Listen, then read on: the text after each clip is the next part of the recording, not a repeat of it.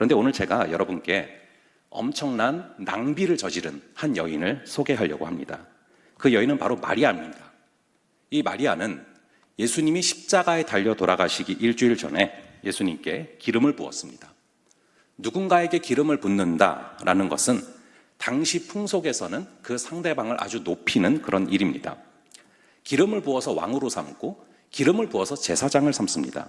그 상대방을 왕으로 여길 정도로 아주 고귀하게 여기는 그런 행동이라는 것이죠. 근데 약간 도가 지나친 것 같습니다.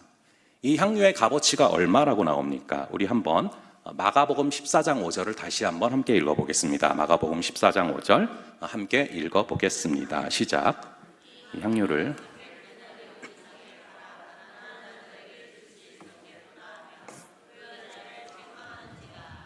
5절에 보시면 300데나리온이다 라고 써져 있습니다. 이 300데나리온이 얼마 정도 되는 돈입니까? 이 노동자가 300일을 꼬박 안 쉬고 계속해서 일을 해야 벌 수 있는 그런 돈인데, 이 오병이어 기적대요. 이 남자만 5,000명을 먹이실 때 머리가 잘 돌아가는 빌립이 계산을 합니다. 그때 얼마가 있어야 된다라고 얘기를 했는지 아십니까? 오늘 여기 나오는 300데나리온보다 조금 작아요. 200데나리온 정도가 있어야 다 먹일 수 있습니다 라고 얘기를 하거든요. 이 오병이어 때 있었던 사람이 성인 남자만 5,000명이고요. 그리고 여자들, 그리고 노인분들, 또 어린아이들 합하면 대략 2만 명 정도 될 거다라고 추정을 합니다. 그러면 거기 있는 2만 명을 한번 저희가 다 먹인다고 생각을 해볼게요. 1인당 예산을 아주 싸게 1,000원으로 잡아서 빵이랑 물을 준다 생각을 해봅시다. 그럼 1인당 1,000원만 잡아도 거기 있는 사람들을 먹이려면 얼마 정도가 들어갑니까? 2천만 원 정도가 들어갑니다. 그러니까 200데나리온이 그 정도라고 치면은 1,000원으로 잡아보자면 300데나리온은 얼마 정도 되는 돈입니까? 무려 3천만 원 정도 되는 돈이다 라고 볼 수 있습니다. 그러니까 지금 마리아가 무엇을 한 것이죠? 이 3만 명이 먹을 수 있는 떡을 예수님의 몸에 한 방에 부어버린 것입니다. 그거를 보고서 가롯 유다가 딱 계산이 나오니까 말을 한 것이죠. 3만 명을 구제할 수 있는 돈을 왜 한 방에 예수님의 발에 쏟아붓냐. 더 와닿게 말씀을 드려보자면, 여러분, 이 소나타를 새 차로 뽑으려면 한 3천만 원 정도가 든다고 합니다. 그러니까 지금 이거를 이제 소나타 한 대를 그냥 예수님에게 한 방에 부은 것이죠. 이게 쉬운 일일까요? 근데 그 장면을 본 제자들은 참 대단하다, 그런 값진 것을 예수님께 드리다니 너무 귀하다, 칭찬을 하는 게 아니라 매우 못마땅해 하죠. 그래서 4절과 5절을 보시면 세상에 이런 낭비가 어딨냐, 이거를 더 귀하고 가치 있는 일에 쓸 수 있었을 텐데 차라리 가난한 사람들을 돕고 구제를 하지 왜 차 한 대 값을 한 방에 날리냐, 이러고 있는 것이죠. 만약 오늘날 우리에게 동일한 일이 벌어진다면 우리는 어떻게 반응을 하게 될까요? 이 돈이 노동자의 1년치 연봉이다라는 얘기는 간단한 얘기가 아닙니다. 그 얘기는 이 노동자가 1년 동안 하나도, 그러니까 먹는데도 돈을 안 쓰고 입는데도 돈을 안 쓰고 뭐 전세자금 대출 이자도 안 내고 아무 데도 돈을 안 쓰고 꼬박 1년 내내 완전히 모아야 모을 수 있는 돈이라는 것이죠. 그러면은 이 마리아가 꽤 잘 살았기 때문에 그 정도의 돈이 있었나 이렇게 생각을 해볼 수 있겠지만, 여러분, 이 마리아는 베다니 출신입니다. 이 베다니는 어려운 사람들이 사는 곳이고요. 그리고 예수님께서 직접 말씀하시기를 그녀가 힘을 다하여 이것을 준비했다라고 말씀을 하십니다. 힘을 다하여 모은 돈을 향유 한 옥합으로 바꾸었다라는 것이죠.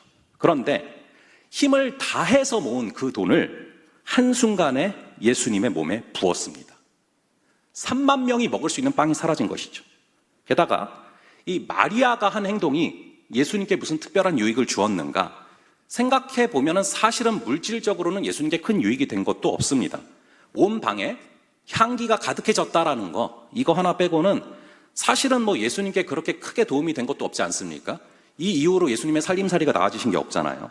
그런데 그 자리에 있던 사람들의 그런 평가가 어떤가 우리 한번 구체적으로 볼게요. 한번 14장 4절의 말씀을 14장 4절의 말씀을 한번 함께 읽어보겠습니다. 시작.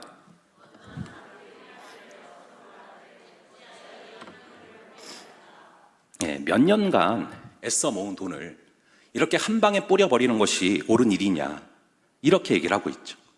사실 이러한 제자들의 판단은 상식적인 판단 같고 맞는 말 같습니다.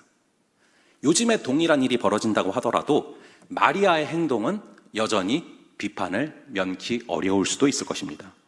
그런데 이 제자들과 있었던 사람들의 비판에도 불구하고 예수님은 이 여인의 행동을 칭찬하십니다.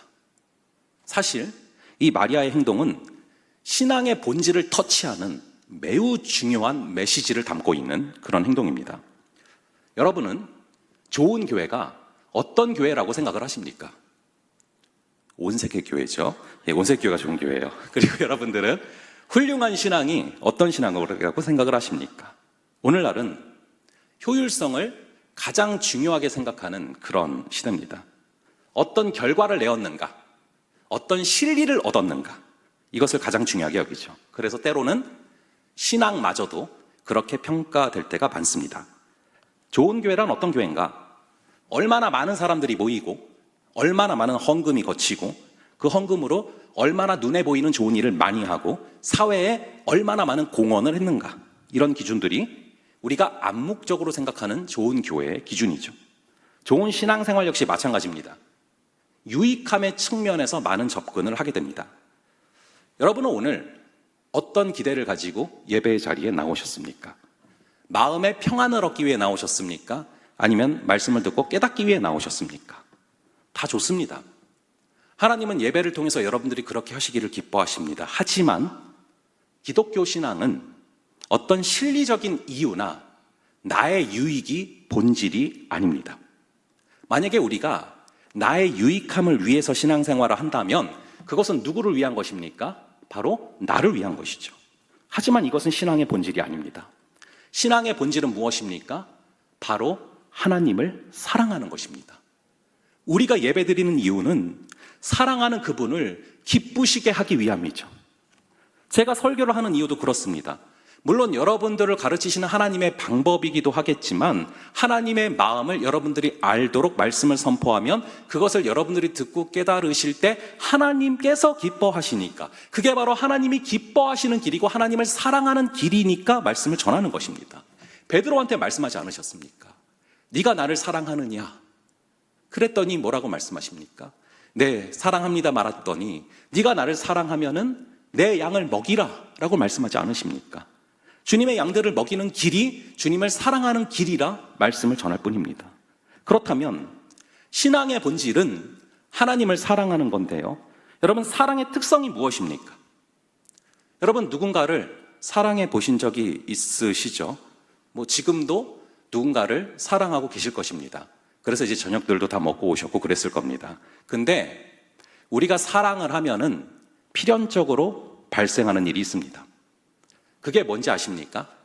바로 낭비입니다. 낭비. 애들을 키워보면은 애들이 우리의 삶을 얼마나 낭비하게 만드는지 모릅니다. 우리의 모든 여가 시간을 다 가져가죠. 저는 애들이 태어나고 정말 놀란 것 중에 하나가, 저는 총각일 때는 이 갓난 애들, 한두 살짜리 애들이 그렇게 똥을 많이 싸는지 몰랐습니다. 근데 애를 이제 낳는데 똥을 얼마나 많이 싸는지요. 여러분, 그거를 또 기저귀로 갈아주지 않습니까? 근데 여러분, 애들 똥은 냄새가 안 날까요? 지독해요. 그리고 계속 쌉니다. 그럼 이거를 누가 갈아줍니까? 엄마랑 아빠가 갈아주잖아요. 기저귀 값은 좀 비쌉니까? 도대체 왜 이렇게 낭비를 하는 거죠? 사랑하니까 그러는 것입니다. 지금도 제 사례비의 많은 부분을 애들이 뜯어갑니다. 애들이 저기 있는데 이제 초6, 초3이 됐더니 얼마나 많이 먹는지, 김치는 어딨냐, 반찬은 어딨냐, 맨날. 그래서 이제 애들이 우리 수입의 많은 부분을 뜯어가지 않습니까? 그러면서도 저희가 그거를 다 회계장부에 적어놓지 않잖아요. 나중에 이 녀석에게 내게 뿌린 대로 다 거두겠다, 이런 마음으로, 투자하는 마음으로 키우시는 분 계십니까? 그럴 거면은 적금을 드시는 게 낫습니다. 이 사랑은 완전히 낭비입니다. 철저하게 낭비입니다. 사랑하면 그 대상의 가치가 너무 커서 이 효율성이란 단어를 잊게 되는 것이죠. 그래서 사랑은 필연적으로 낭비를 가져옵니다. 이 마리아의 마음이 바로 그거예요. 마리아가 이렇게 예수님께 향유 옥합을 깨서 드린 이유가 뭘까요? 예수님을 너무 사랑하니까. 예수님께 너무 감사하니까 값으로 따지고 말고 할 생각이 들지 않고 이 효율성을 따질 생각이 들지 않는 것입니다. 하지만 제자들은 그 사랑의 차원을 이해를 못하죠. 3천만 원에 가까운 향료를 팔아서 가난한 자들을 돕지 이러고 있는 겁니다. 이 효율성으로 따지자면, 실리적으로 따지자면 그 말이 맞죠. 이 제자들의 말이 얼마나 효율적입니까? 하지만 사실 그 돈은 마리아의 돈이고 마리아 마음대로 처분할 돈이지 자기들의 돈이 아닌데, 자기들은 그렇게 헌신할 능력이 없었는데 괜히 마리아에게 트집을 잡는 것이죠. 여러분, 연인들끼리 전화기를 붙들지 말고 일주일에 딱 한 번만 만나고 30분만 만나서 그 이후에는 각자의 삶의 발전을 위해서 살아야 된다, 맞는 말이죠. 그런데 그렇게 안 되죠. 어차피 자식은 떠나만 남인데 그렇게 열심히 키울 것 없이 내 인생을 생각하면서 애들은 대충 키우자, 맞는 말 같죠. 하지만 사랑은 그렇게 되지를 않습니다. 왜냐하면 사랑은 거룩한 낭비라 그렇습니다.